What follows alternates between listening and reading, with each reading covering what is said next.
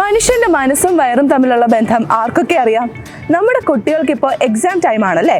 Mark കുറയുമ്പോൾ അവരെ വഴക്ക് പറയുമ്പോൾ ആലോചിക്കുക, നിങ്ങളുടെ കുട്ടികൾക്ക് നിങ്ങൾ നൽകിയ ഭക്ഷണത്തിനും അതിന് പങ്കുണ്ട്. വയറ് ക്ലീൻ ആകുമ്പോൾ മനസ്സ് ശാന്തമാകും.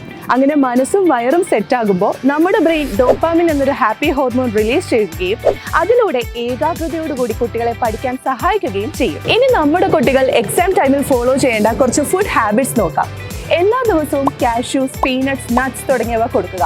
ഇതെല്ലാം ഒരുമിച്ചും അതേപോലെ അളവിൽ കൂടുതലും കൊടുക്കാൻ പാടുള്ളതല്ല. കുട്ടികൾക്ക് ചെറുപഴം നൽകുന്നതിലൂടെ എനർജി മെയിൻറ്റെയിൻ ചെയ്യാനും നേന്ത്രപ്പഴം നൽകുന്നതിലൂടെ മെമ്മറി പവർ മെയിൻറ്റെയിൻ ചെയ്ത് കോൺഫിഡൻസ് ബൂസ്റ്റ് ചെയ്യാനും സഹായിക്കും. ലഞ്ച് ടൈമിൽ ക്യാരറ്റ്, ലീഫി വെജിറ്റബിൾസ്, തൈര്, മോര് തുടങ്ങിയവ ഉൾപ്പെടുത്താൻ പ്രത്യേകം ശ്രദ്ധിക്കണം. ഒമേഗ-3 ഫാറ്റി ആസിഡ്സ് ലഭിക്കുന്നതിലൂടെ ബ്ലഡിലെ ഹീമോഗ്ലോബിന്റെ അളവ് കൂടുകയും അത് സെല്ലുകളിലെ ഓക്സിജൻ സപ്ലൈ ഫലപ്രദമാക്കുകയും ചെയ്യും.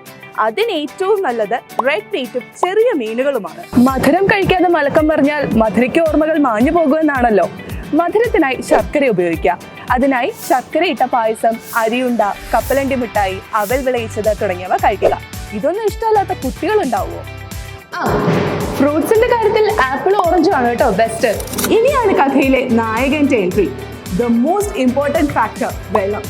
ഒരു ദിവസം 8 ഗ്ലാസ് വെള്ളം കുടിക്കുന്നുണ്ടെന്ന് ഉറപ്പുവരുത്തുക.